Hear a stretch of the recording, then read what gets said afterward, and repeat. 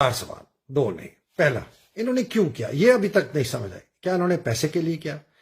مبینہ طور پر ایک ایسٹیمیٹ ہے کہ جنرل باجوہ کی 50 بلین سے 100 بلین روپیز ورتھ کی ان کی پرسنل ایسٹس ہیں، ویلتھ ہے۔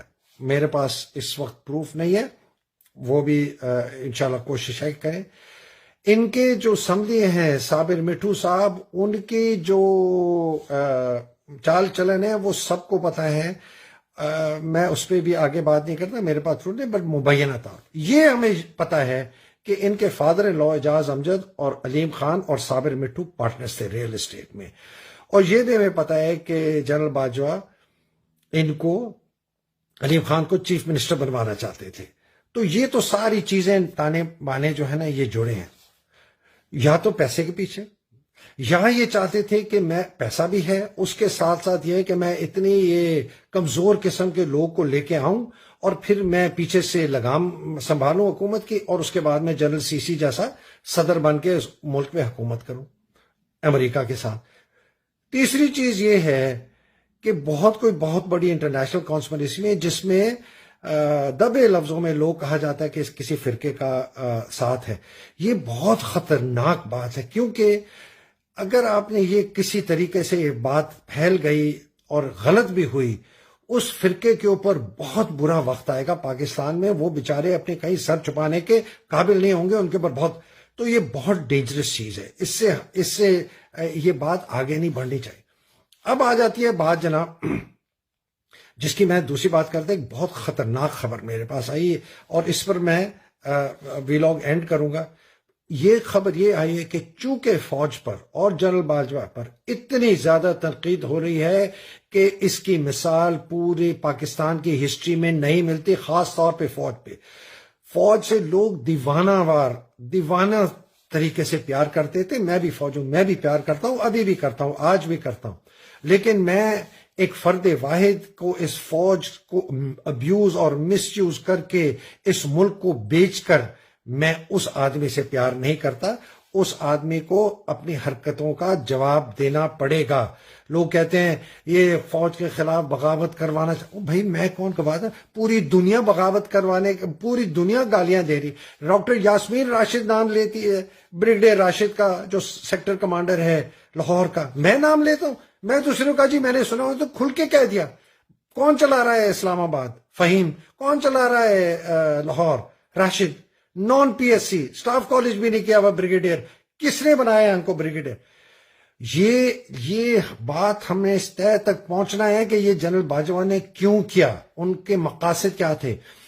اب اس کی 2 باتیں بھی میں آخر میں آ رہا ہوں، آپ کو بات بتا رہا ہوں جو کہ اتنی خطرناک ہے کہ اس سے پاکستان کی سالمیت کے اوپر اثر پڑے گا۔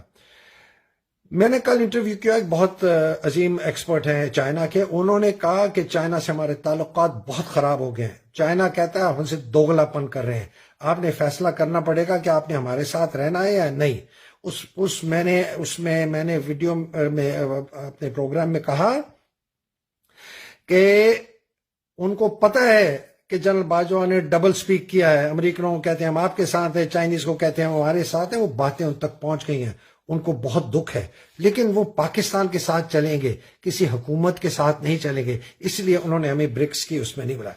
اب آخر میں ذریعے غور سے سنیے، یہ بہت مصدقہ سورسز سے میرے پاس خبر آئی ہے کہ ایک شاید بارڈر انسیڈنٹ انڈیا کے ساتھ کریٹ کیا جائے، یہ لفظ میری سنیں، کریٹ کیا جائے، اور اس سے نیشنلزم کے جو لوگوں کی نیشنلزم ہے، پاکستانیت ہے، اور فوج کی طرف پھر لگاؤ اور پیار وہ پھر بھڑکایا جائے، لیکن کریٹ کیا جائے گا۔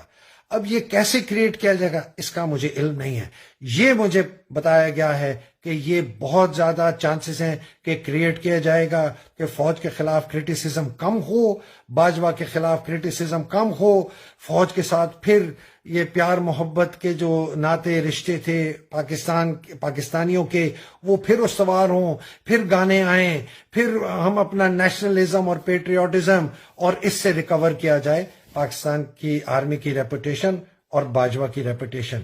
یہ بہت بھونڈا کھیل ہوگا، بہت برا کھیل ہوگا اگر جنرل باجوہ اس قسم کا سوچ رہے ہیں یا کسی نے بھی سوچا یہ پاکستان کے لیے بہت ہے، یہ انہوں نے پاکستان کو تباہ کر دیا ہے، پاکستان کی معیشت تباہ ہو گئی، پاکستان کے لوگ بے روزگار ہو گئے ہیں، یہ فوج کے اندر اتنا ان کے اوپر پریشر ہے فوجیوں کے اوپر.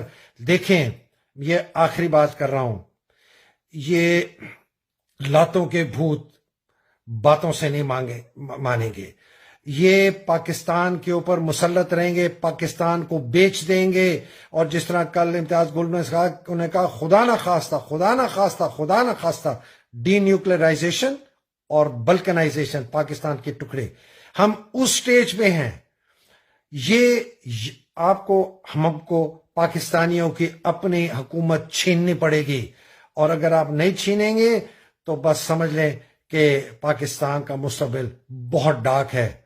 اس لیے میں کہتا ہوں کہ جنرل باجوہ نے پاکستان کے ساتھ غداری کی ہے، پاکستانی فوج کے ساتھ غداری کی ہے، پاکستان کے لوگوں کے ساتھ غداری کی ہے، اور اگر آپ نے اپنے حقوق لینے ہیں تو آپ کو چھیننے پڑیں گے، کوئی اپنے ہاتھ سے نہیں دے گا. یہ بات یاد رکھیے گا. یہ بارڈر جو ایکشن ہے اس کو کریٹ کیا جا رہا ہے فوج کے ساتھ واپس محبت کے رشتوں کو استوار کرنے کے لیے.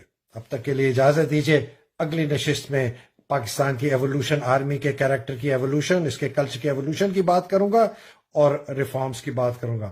تب تک کے لیے مجھے اجازت دیجیے.